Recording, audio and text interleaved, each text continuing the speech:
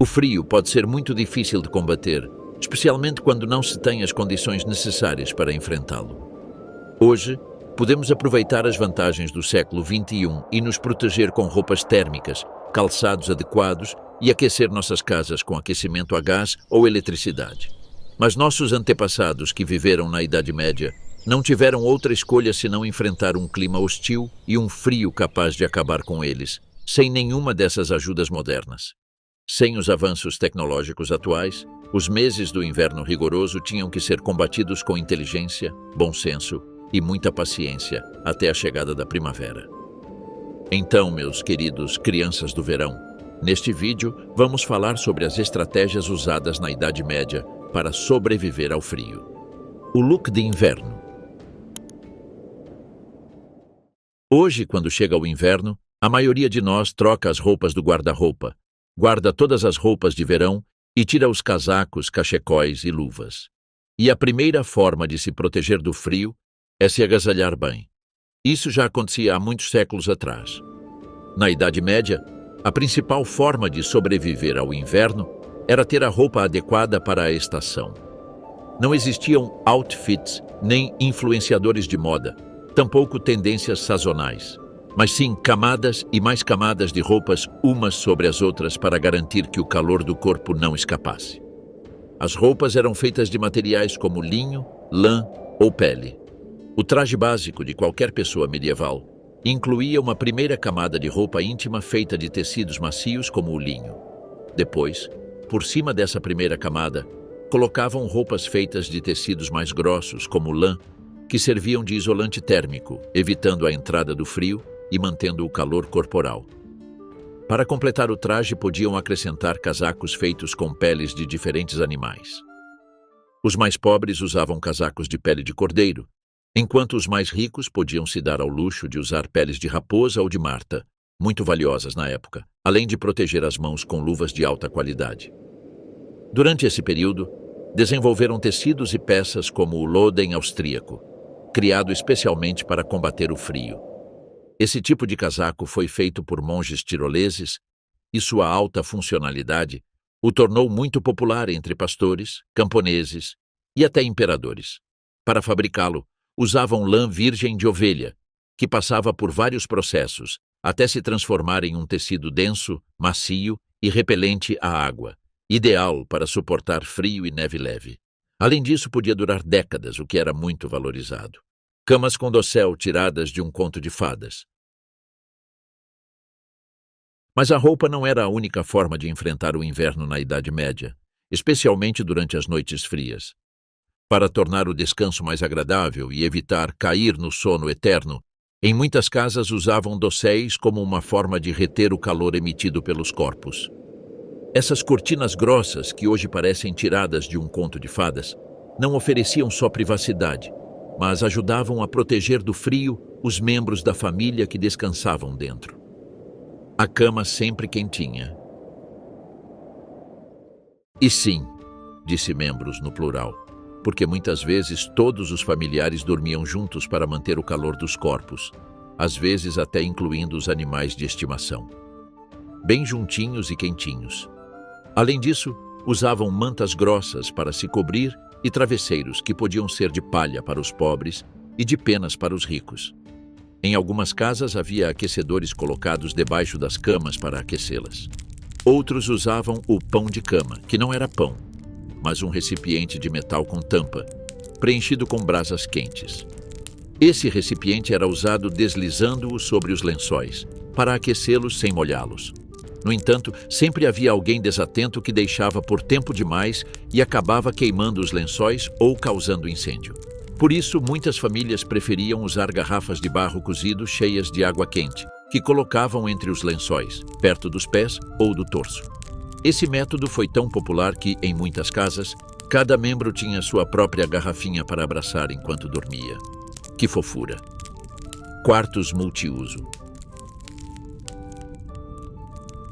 No entanto, aquecer a cama não era o único método para garantir a sobrevivência durante a noite. Normalmente, nos meses mais frios, os pobres tentavam concentrar toda a vida familiar no menor número possível de quartos. Para aproveitar o calor gerado por várias pessoas no mesmo cômodo, os quartos se transformavam em verdadeiras salas de reunião e jogos, além de cozinhas. Atividades físicas e dieta também eram formas de combater o clima gelado. Coma e mexa-se. Por um lado, ficar parado por muito tempo no inverno significava esfriar rápido. Por isso, as pessoas na Idade Média preferiam se manter ocupadas com atividades físicas. Além disso, consumiam alimentos como ensopados, sopas ou pão quente e bebidas como hidromel ou vinho com especiarias, que ajudavam a manter o corpo na temperatura desejada.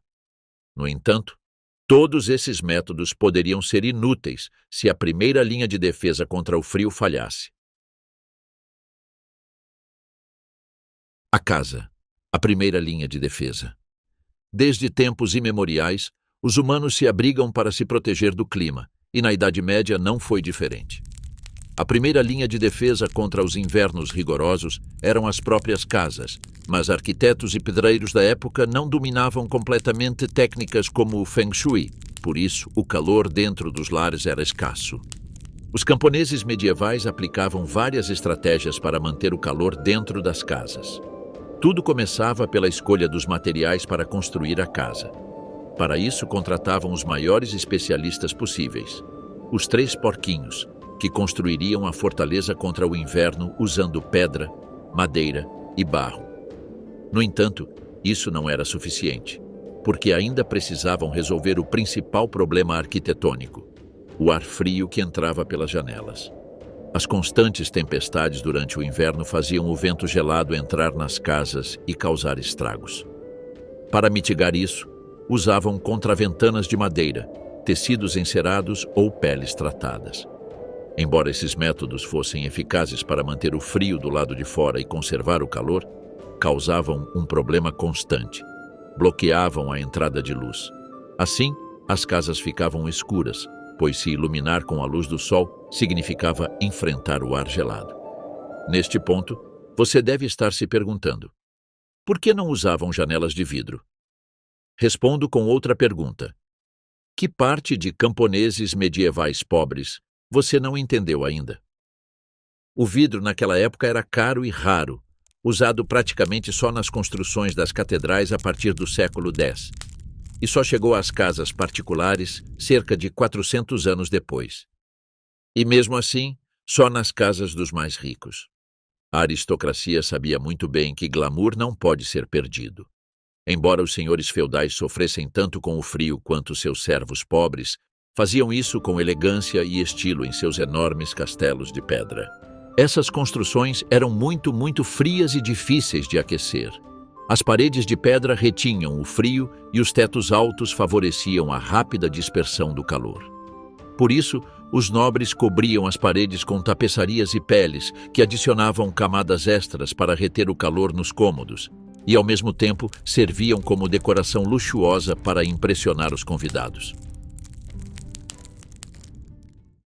O fogo era fundamental, mas as casas e castelos, por si só, não eram proteção suficiente contra o frio e seus estragos.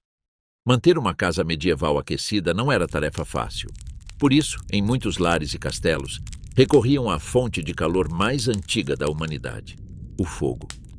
As primeiras chaminés começaram a ser desenvolvidas no século XIII, provavelmente em Veneza.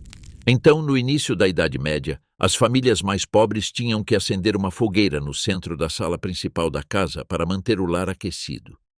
Obviamente, a fumaça precisava sair por algum lugar, por isso faziam buracos nos telhados das casas. Esses buracos eram soluções arquitetônicas práticas, até que começava a chover ou nevar. Além disso, nem toda a fumaça conseguia escapar, e parte dela era respirada pelos moradores da casa. Sem dúvida, isso pode ter contribuído muito para a baixa expectativa de vida da época. Por outro lado, o calor desse fogo era aproveitado ao máximo pelos membros da casa, que o usavam não só para se proteger do frio, mas também para cozinhar e aquecer os alimentos. Claro, depois eles tinham que pagar a conta ao seu fornecedor de fogo, IVA incluído. De qualquer forma, esse método também não era a solução definitiva, pois, como dissemos antes, A construção das casas não ajudava a reter o calor. Pelo contrário, permitia a entrada de ar frio por qualquer fresta. Era necessário usar outras formas de se aquecer. O mundo antes do aquecimento. Além do fogo dentro de um cômodo, durante a Idade Média, outras ações eram feitas para aquecer as frias paredes das casas e não morrer de frio. Embora muito longe dos sistemas de aquecimento atuais, nessa época não era estranho que as pessoas começassem a usar técnicas para se protegerem e protegerem suas famílias. Os camponeses mais pobres tinham casas pequenas, muito mais fáceis de aquecer, mas a nobreza enfrentava a enorme tarefa de tornar um castelo quente. Para isso, maximizavam os recursos por meio de um planejamento cuidadoso. Todos os cômodos e espaços que não fossem essenciais eram fechados durante todo o inverno. Algo como cortar o orçamento e financiamento para tudo o que não fosse imprescindível. Assim, era necessário aquecer apenas alguns cômodos principais. Normalmente, isso era feito acendendo grandes fogueiras nos salões principais, onde os senhores feudais tratavam de vários assuntos, enquanto nos quartos privados usavam brasas de carvão ou lenha para aumentar a temperatura. Contudo, esses métodos evoluíram até o surgimento dos primeiros sistemas de aquecimento, o que foi uma bênção para essas pessoas. Todos os aquecimentos levam a Roma. Alguns séculos antes da Idade Média, os romanos já tinham antecipado as empresas de instalações térmicas e criado seu próprio sistema de aquecimento, conhecido como hipocausto. Esse sistema consistia em acender fogo numa câmara externa, chamada praefurnium, para que o ar quente e a fumaça circulassem por espaços vazios no chão e tubos de cerâmica nas paredes, aquecendo os cômodos. O que aconteceu? Esse conhecimento foi herdado pelo Império Bizantino e usado em áreas cristianizadas da Europa Ocidental, mas acabou se perdendo com o tempo. No entanto, podemos considerá-lo o precursor de várias tecnologias de aquecimento medievais, como veremos a seguir. Os fogões europeus. Primeiro, vamos para países da Europa como Alemanha, Polônia, Áustria, Suíça ou as regiões do norte da Itália e França, onde, na Idade Média, popularizou-se o uso de fogões fechados construídos com tijolos para aquecer as casas. Esses fogões geralmente eram feitos na cozinha ou em cômodos adjacentes e revestidos com azulejos ou peças de cerâmica esmaltada, muito comuns nessas regiões a partir da Baixa Idade Média. Essas placas de cerâmica eram resistentes ao calor que absorviam e o irradiavam lentamente pelo resto da casa, durante muitas horas, garantindo uma temperatura agradável. Além da funcionalidade, tinham função estética, pois eram decorados com relevos ornamentais, cumprindo assim duas características essenciais de qualquer produto: bom e bonito. Mas esses fogões não foram o único método de aquecimento em cerâmica na Idade Média. Para conhecer o próximo, precisamos ir até a Ásia. Uma cama quentinha. Vamos ao norte da China, região que na Idade Média se tornava um lugar hostil devido ao frio intenso que castigava a cada inverno. Por isso, os chineses desenvolveram vários métodos para se manterem aquecidos nessa época do ano. Uma de suas principais criações foi o Kang, sim, como Liu Kang, que nada mais é do que uma estrutura de tijolos selados, usada principalmente para dormir e sentar. Seu uso era similar ao dos fogões, aproveitando o calor da fumaça produzida por um fogão a lenha, que passava por essa espécie de cama através de dutos horizontais. Assim, as pessoas podiam dormir e descansar quentinhas durante a noite. O Kang tinha várias desvantagens, como a dificuldade para regular a temperatura, que às vezes esquentava demais à noite e esfriava de manhã. Além disso, não servia para aquecer a casa inteira, por isso, na Idade Média, desenvolveram formas mais eficazes de aquecimento. Estar na glória. Nenhum método foi mais eficaz e popular que a glória. Usado especialmente em áreas muito frias da Espanha como Burgos, Soria e Teruel, esse método medieval de aquecimento consistia em um sistema muito parecido com o piso radiante que muitas casas têm hoje. Concretamente, a construção desse sistema acompanhava a da casa, consistindo numa espécie de chaminé subterrânea no porão, e uma série de dutos ou túneis de tijolos ou pedras que percorriam todo o chão da casa até os cômodos principais. Todas as manhãs, o cidadão medieval precisava acender um fogo na chaminé e a fumaça faria o resto do trabalho. Essa fumaça quente percorria todos os dutos, aquecendo o piso da casa, até sair por uma chaminé externa, já fria e com menos força. Assim, conseguia-se manter uma temperatura agradável o dia inteiro, pois, embora o fogo fosse diminuindo, o calor se mantinha por horas. Por quê? Porque o ar quente é menos denso, e ao aquecer o ambiente pelo chão, esse ar quente sobe, mantendo o frio embaixo. Obviamente, esse princípio científico não era conhecido na Idade Média, e se fosse, melhor nem falar, vocês sabem, para não serem queimados por hereges. La Glória sobreviveu no tempo e ainda é usada em vilarejos espanhóis. O sucesso desse sistema estava em aproveitar ao máximo o calor da fumaça, que com as chaminés tradicionais se perdia pela casa. Além disso, isso era conseguido com um uso mínimo de lenha, pois o importante era construir os dutos corretamente. Assim, La Glória não só mantinha as casas quentes e agradáveis, mas as tornava zonas praticamente livres de fumaça nociva. E agora, uma pausa para um conselho de saúde. Lembrem-se, inalar fumaça mata. E é que a fumaça contida nos dutos de La Glória não era só tóxica, mas às vezes tinha um cheiro desagradável, pois o combustível das chaminés nem sempre era pedaços de lenha. O herrage, ou carvão de aproveitamento. Pois é, para se aquecer pode-se usar muitas coisas. Uns pastores beduínos usaram uns rolos religiosos milenares para fazer fogueiras há alguns anos. No filme americano Triple Frontier, vemos um grupo de mercenários se aquecendo com vários milhões de dólares. Tenho certeza de que você se aquece com o YouTube laranja. Mas, em regiões olivais durante a Idade Média, utilizava-se um combustível chamado herrage. Este era fabricado a partir do resíduo sólido da azeitona, ou seja, o que sobra após extrair o azeite. Esse resíduo primeiro precisava ser prensado e depois seco, antes de ser usado como uma espécie de carvão para manter funcionando os sistemas de aquecimento medievais. Muito inflamável e barato, esse combustível proporcionava muito calor por bastante tempo e produzia um cheiro forte e desagradável que, em espaços mal ventilados, podia ser perigoso. Os lenhadores. Mas o herrage não foi o único combustível usado para manter funcionando os braseiros ou lareiras. Na verdade, isso variava de acordo com a região geográfica e as possibilidades que cada território oferecia. O mais comum e barato era, obviamente, a lenha. Mas os pedaços de lenha não crescem no chão. Bem, crescem no chão na forma de árvores, mas estas precisam ser cortadas. E como a maioria das pessoas não tinha força ou habilidades para derrubar árvores, mas precisava de lenha, surgiram os lenhadores.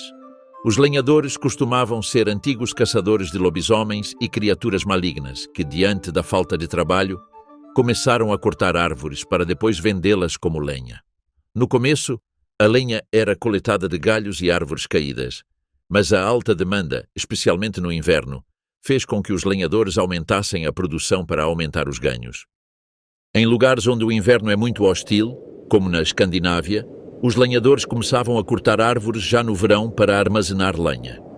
Assim, na Baixa Idade Média, algumas regiões da Europa enfrentavam problemas de desmatamento, o que levou a usar outras variantes de combustível, como o carvão vegetal. Carvão vegetal, um produto premium. Esse tipo de carvão foi um produto muito valorizado na Idade Média, especialmente entre as pessoas mais ricas das cidades. Para sua produção, era necessário fabricar fornos de pedra ou terra e queimar madeira lentamente com pouco oxigênio. O resultado era um produto de qualidade, que fornecia mais calor do que a lenha comum e, ao mesmo tempo, liberava menos fumaça. Isso o tornava ideal para uso em forjas, ferrarias e nas lareiras das classes altas. E os camponeses pobres? Esses tinham que usar esterco de animais. Tudo era aproveitado. E não é mentira. Em regiões onde a lenha podia faltar, como algumas áreas da Ásia, África e até da Espanha, os camponeses usavam o esterco dos animais como combustível. Essa substância inflamável medieval é conhecida como boniga, e diferente do carvão vegetal, seu processo de fabricação era bastante simples. Primeiro, recolhia-se o esterco do gado. Depois, ele era prensado em forma de tortas e deixado secar ao sol. Uma vez seco, estava pronto para uso. Esse esterco seco tinha a vantagem de queimar lentamente, o que o tornava ideal para ser usado na cozinha. Sim, na cozinha. Embora essa mesma capacidade permitisse que quem o usasse mantivesse um fogo constantemente aceso para se aquecer. Essas características compensavam seu maior defeito, que era o cheiro forte e desagradável. Mas tudo isso era preferível a morrer de frio. No entanto, em muitas cidades medievais, havia restrições ao uso de fumaça. Por isso, não se podia usar esterco como combustível, nem lenha verde. Os homens do norte. Agora, vamos para a Escócia e as terras do norte da Europa. Porque ali, além da lenha e do carvão vegetal, usavam outros combustíveis como a turfa. A turfa é um material orgânico fossilizado, muito rico em carbono, que uma vez seco, queimava como lenha. Seu uso era comum em países como Irlanda, Escócia, Inglaterra e regiões do norte da Alemanha. Entrar em um pântano podia ser bastante perigoso, e esses povos têm muitas lendas e histórias que reforçavam essa crença. Porém, para sobreviver ao frio, eram capazes de enfrentar até o próprio Shrek. Então, depois deste vídeo, você já está preparado para sobreviver ao cruel inverno. Lembre-se, embora hoje esteja calor, the winter is coming.